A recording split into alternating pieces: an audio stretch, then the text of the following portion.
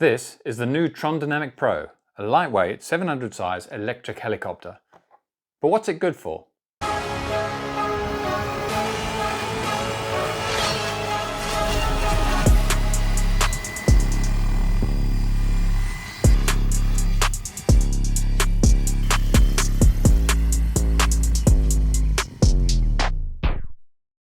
The Tron Dnamic Pro is an updated version of the Tron Dnamic, which has been around for over 2 years already.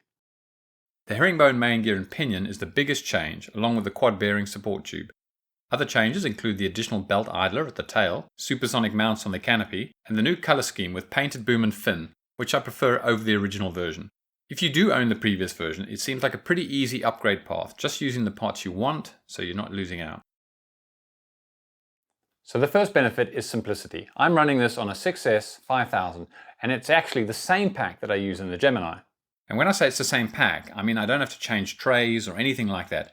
I literally use it as is in both machines. And because it's 6S, you don't have to upgrade to a 12S charger or do parallel charging or any of that kind of stuff. And the next benefit is the cost of the hardware to run this model. I'm using a 6 to 8S ESC, which is around half the cost of a 12S ESC and is lighter as well. Obviously a 6S pack is going to be half the weight of a 12S, and the motor is going to cost less and weigh less than a regular 700 size motor. I'm running standard servos, but you can run mini servos if you wanted, which is another cost saving and weight saving. Also, in general, the parts are 10 to 25% cheaper than the same parts on the Tron 7.0 Advance. Another plus is visibility. This runs up to 705 blades, so you get a full 700 size disc in the air.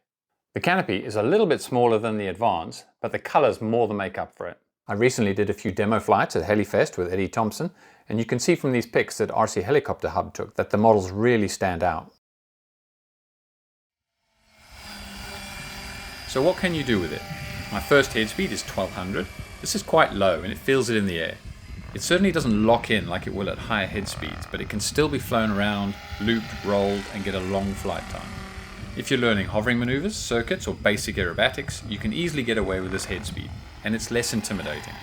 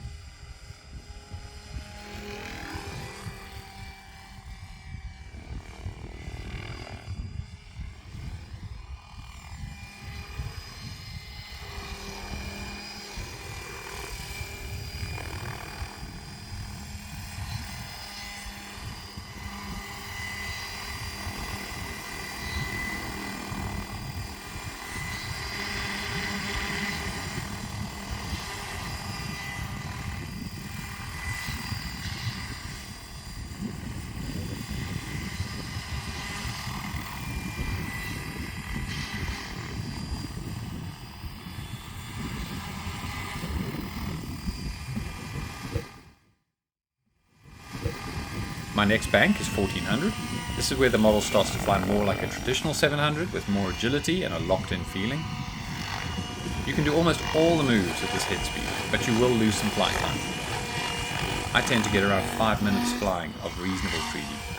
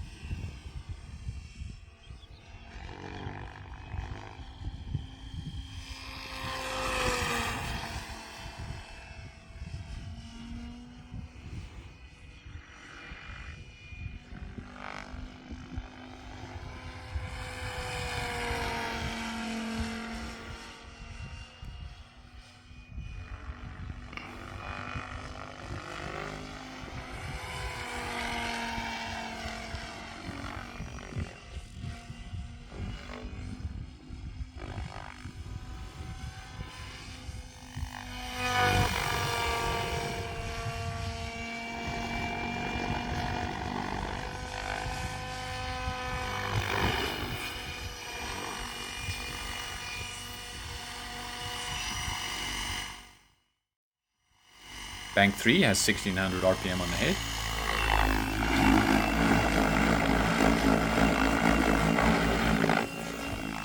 Here the model will do everything, but at the expense of flight time. I get about 4.5 minutes of decent 3D.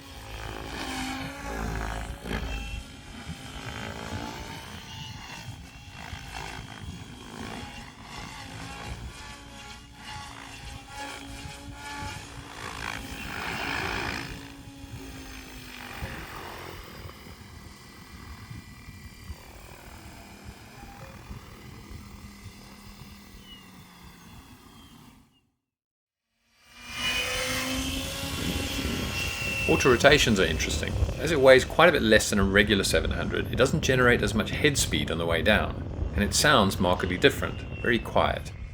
And because it weighs less, it doesn't need as much head speed to do things, and the hang time at the bottom is way better than a standard 700. It will do all the normal aerobatic autorotations as well as overspeed autos just as well.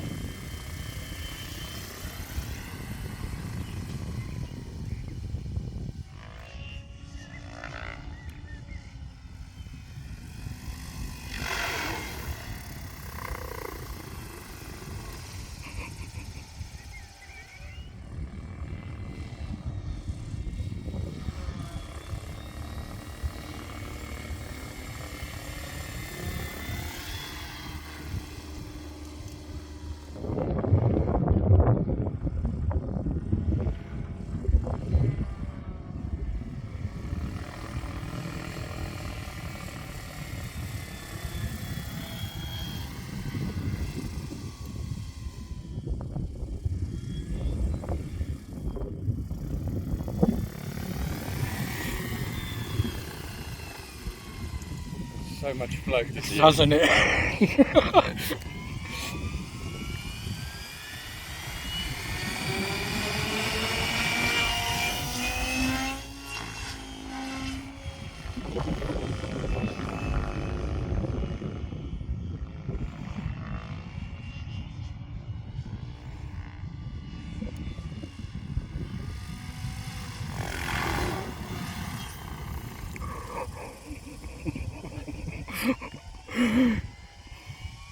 You not laugh on camera. You can't. I think it looks very good.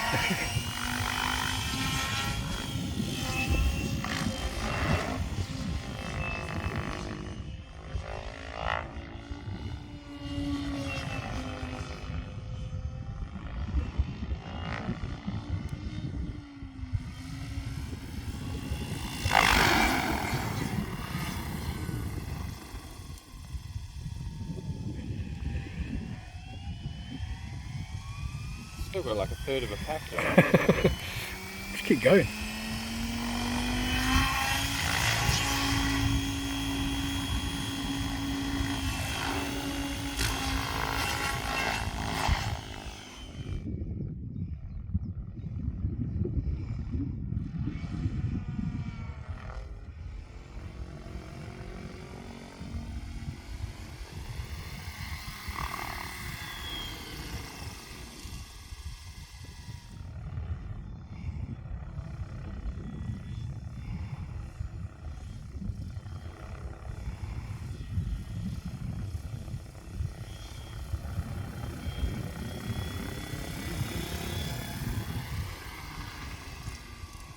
Man, it's scary. It is. It's so slow, but Yeah. there's so much left. So in conclusion, this is a large, highly visible 700 electric helicopter that does everything from hovering to aerobatics and 3D. Now I'm running it on a 6S 5000, however I am tempted to try it on 7S and 8S or maybe even 12S at some point. So if you have tried that, I'd be really interested to hear how you got on with it.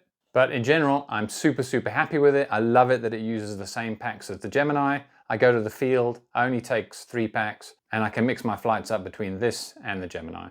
If you've got any questions or there's something else you'd like to know that I haven't covered, let me know in the comments, and I'll keep you updated as how we get on with this model in the future. Until next time.